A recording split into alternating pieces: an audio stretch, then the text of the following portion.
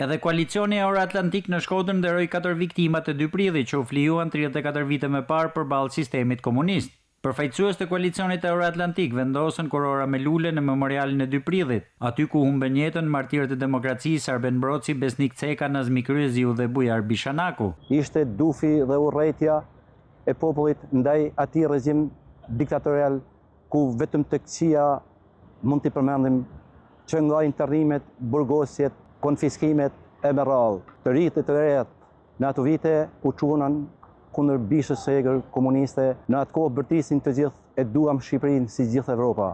Por edhe sot, mas 34 vitesh, përsëri jemi në atë hap ku ne e filluam që ishim të ri dhe prapë përsëri thojmë e duam Shqipërinë si gjithë Evropa. Figura e 4 martirëve të demokracisë, u shprehen përfaqësues të koalicionit Euroatlantik, është një shembull për të rikthyer demokracinë në Shqipëri edhe në ditët e sotme.